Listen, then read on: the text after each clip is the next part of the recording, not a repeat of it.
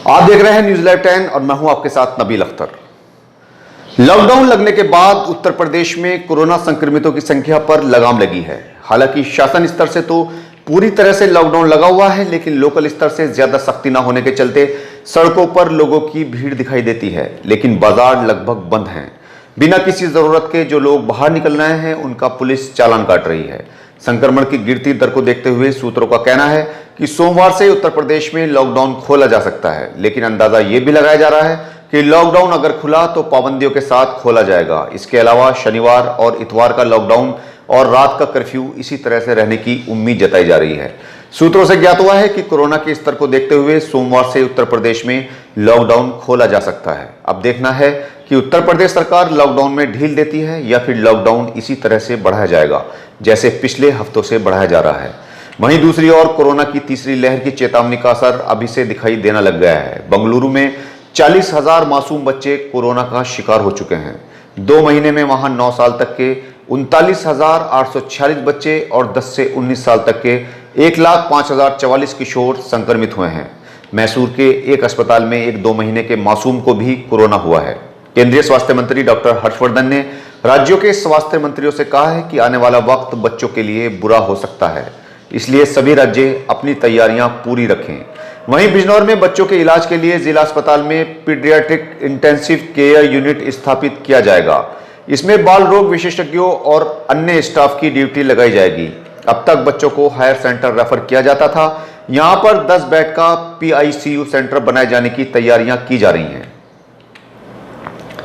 बिजनौर जिले में लगातार पड़ रही बारिश के साथ साथ पहाड़ों पर हो रही मूसलाधार बारिशों से गंगा का जलस्तर बढ़ गया है। भीमगोड़ा हरिद्वार से गंगा में पानी छोड़ने की वजह से गंगा बैराज पर 86,000 क्यूसेक पानी चल रहा है। बैराज पर सायरन बजाकर गांव वालों को अलर्ट जारी कर दिया गया है।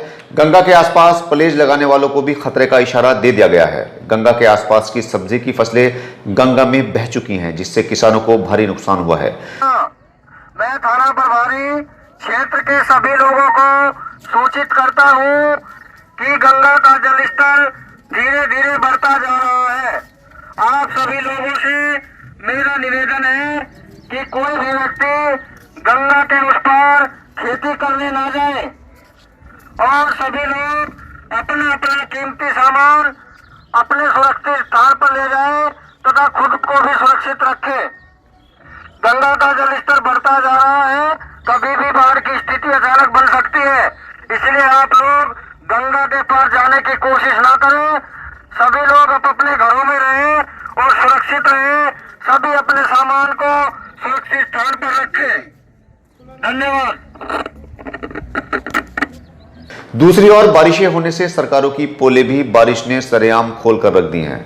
रायबरेली के ऊंचाहार और सरेनी विकासखंड के गंगा घाटों ने ये पोलें खोली हैं, जहां पर बारिशें होने से रेत बह गया और गंगा किनारे दबे हुए शव लोगों को दिखाई देने लगे। 2 दिनों की बारिशों के बाद रेत में दबे हुए अस्थि पंजर बाहर निकल आए। आसपास के लोगों ने बताया कि कुत्ते और कौवे भी शवों के अवशेषों को लिए घूम रहे थे, जिसके बाद इस ओर गौर किया गया। दूसरी ओर अफसरों का कहना है कि ये शव पुराने दबे हुए हैं, कोरोना महामारी से इनका कोई लेना देना नहीं है। ताउते तूफान की चेतावनी दिए जाने के बावजूद लापरवाही के चलते अरब सागर में डूबे बार्ज P-305 जहाज के कप्तान राकेश बल्लव और अन्य के खिलाफ 49 लोगों की गैर इरादतन हत्या करने का मुकदमा दर्ज करवाया गया है, जबकि कैप्टन भी 26 लापता हुए लोगों में ही शामिल हैं। इस बीच ONGC ने मृतकों के परिवार वालों को 2-2 लाख रुपए और तेल खनन कंपनी एफकॉन्स ने 75 लाख रुपयों तक आर्थिक सहायता देने का ऐलान किया है। मुंबई पुलिस के DCP S चैतन्य ने बताया कि बार्ज के चीफ इंजीनियर की शिकायत पर कप्तान राकेश बल्लव और अन्य के खिलाफ मुकदमा दर्ज किया गया है। हम आपको बता दें कि ONGC की बार्ज P-305 पर 261 कर्मचारी तैनात थे, जिनमें से 186 को तो बचा लिया गया और 49 लोगों के शव भी बरामद कर लिए गए, मगर 26 लोग अभी भी लापता हैं। बिजनौर में सड़क हादसे में 2 युवकों की जान चली गई है। गांव धर्मपुरा के निकट सहारनपुर के गांव शेखपुरा के आस मोहम्मद अपने साथी शब्बन और इमाम के साथ पिकअप से नूरपुर की ओर से अपने घर जा रहे थे। तभी आगे चल रहे ट्रक ने अचानक ब्रेक लगा दिया, जिससे पीछे चल रही पिकअप गाड़ी की ट्रक से भिड़ंत हो गई, जिसमें तीनों लोग जख्मी हो गए। पुलिस ने सभी घायलों को बिजनौर में भर्ती करवा दिया, जहां उपचार के दौरान आस मोहम्मद की मौत हो गई।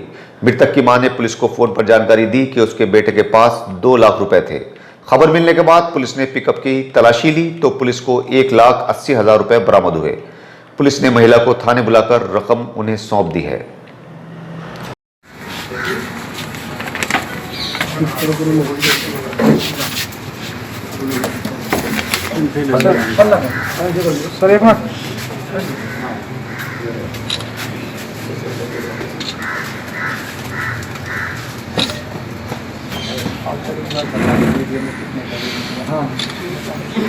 कितने पैसे आए? 1,80,800। ठीक है, काउंट कर लीजिए। नूरपुर के गांव गल्लाखेड़ी में घरों के ऊपर से गुजर रही 440 वोल्ट की विद्युत लाइन ने गांव वालों की नींद उड़ा रखी है। गांव वालों ने कई बार घरों से दूर करके लाइनें खींचे जाने का आवेदन विभाग को दिया है, लेकिन विभाग ने अभी तक इस पर कोई कार्रवाई नहीं की है। तारे इतनी ऊंचाई पर हैं कि उनमें दौड़ रही करंट की आवाज ग्रामीणों में दहशत पैदा कर देती है। ग्रामीणों का कहना है कि करंट की दहशत से वो अपने घरों के कपड़े भी छतों पर नहीं सुखाते हैं, बच्चों को भी ऊपर नहीं भेजा जाता है। उनका कहना है कि पहले भी कई बार तार टूटकर गिर चुका है, इससे कोई भी बड़ा हादसा हो सकता है। उन्होंने विद्युत विभाग के अधिकारियों का ध्यान इस ओर दिलाए जाने की मांग की है। क्या नाम है आपका? मोहम्मद इलियास। क्या परेशानी है? परेशानी ये है कि किसी हमारे घर पे करीब करीब 10-12 घर हैं, इन पे से सभी से लाइन उतर रही है, सभी के ऊपर से। और इस लाइन की हमने कम से कम 10 से 12 बार कंप्लेंट दे दी है। धामपुर में एक्शन को दे दी है, जय को दे दी है, और हमने क्या नाम है नकलो भी फैसला कर दी है। इसकी कोई भी कभी भी कोई सुनवाई नहीं है। क्या क्या क्या बोल रहे हैं? कहीं आप जाते थे तो जहाँ भी जाते हैं तो जांच के लिए लिख के दे देते हैं, और आज तक यहाँ कोई भी कभी भी कोई भी जांच नहीं हुई। और यहाँ छोटे छोटे बच्चे खेलते रहते हैं, कभी भी कोई भी हादसा हो सकता है। 1-2 बार बच्चों को छोटा हल्का फुल्का करंट लगा है, और यहाँ एक आध जो है बकरी भी मरी है। अच्छा। और नीचे खंबा उतर रहा है हवेली के अंदर। अच्छा। तो हवेली के अंदर भी बच्चों को करंट लगा है, मगर इसकी अधिकारी कोई भी किसी तरीके से सुनवाई नहीं करते हैं। और किसी से जाके बात करते हैं तो वो पैसों की इतनी मोटी मांग करते हैं, कोई 1.5 लाख रुपए मांगता है, कोई 1 लाख रुपए मांगता है। और इस घर को यहाँ बने बने करीब करीब 20 से 25 साल हो गए, तो कभी किसी भी तरीके से यहाँ जो ना सुनवाई नहीं हुई है।